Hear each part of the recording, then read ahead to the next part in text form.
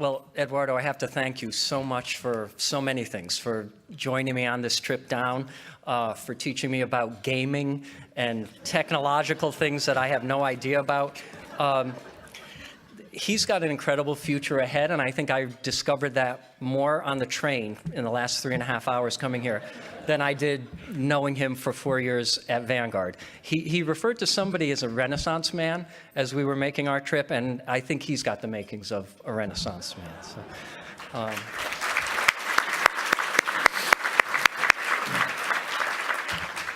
but as to street law, I first knew street law as a website.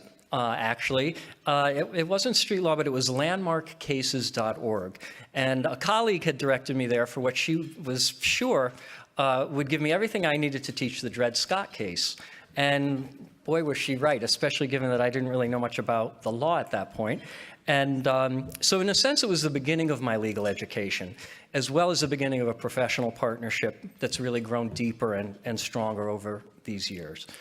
After using the Landmark Cases site for a while, I noticed up in the corner somewhere, or maybe down at the bottom, that there was a tag that said street law.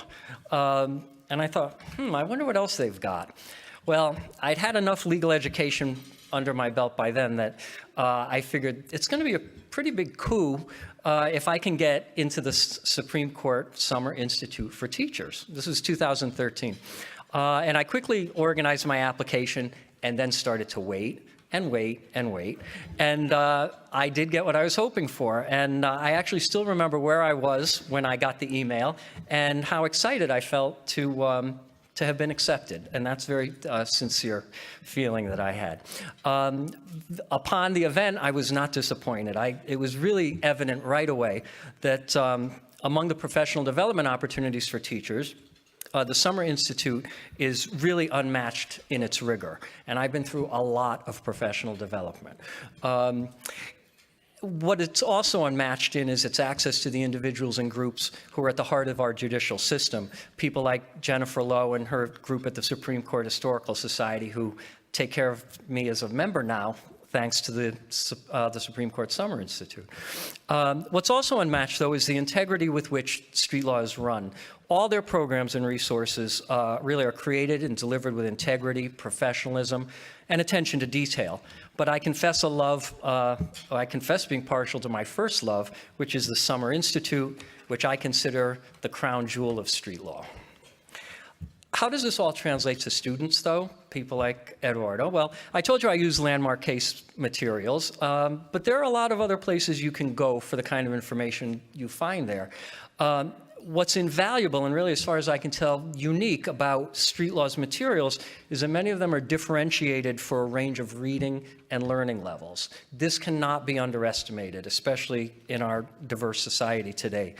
When you're responsible for working with high schoolers whose reading levels may range from 4th grade through college and whose first language may not be English, the idea of differentiated materials that can reach learners and make your job just that bit easier really is remarkable. It's tremendous. After working with these materials for a while, I decided to incorporate a legal brief into our historical case studies, which has now forced, whether they like it or not, our students into to legal study. But I know, because we've been asked to measure this, and we have, that their understanding of the American experience and their critical thinking skills really are sharpened and enriched. As I wrap up, though, I'd like to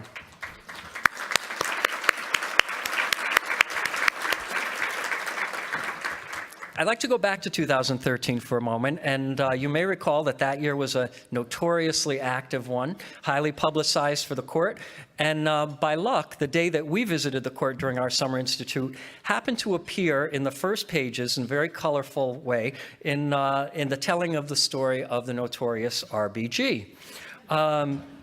Now, being able to say to a student audience that you were in court when decisions were handed down should be impressive to even, I think, the most indifferent audience. But when I convey that morning's significance to my students and then say that I was there and then show the group photo of ourselves with Justice Ginsburg herself from that same evening, I'm convinced that that has an impact on students. I'm actually convinced, especially for students who aren't empowered and don't feel they have access and don't feel that they'll get justice, that they may just feel a ray of hope that somehow, someday, they will connect and will be heard. And if they leave my class with that impulse, I'll feel successful.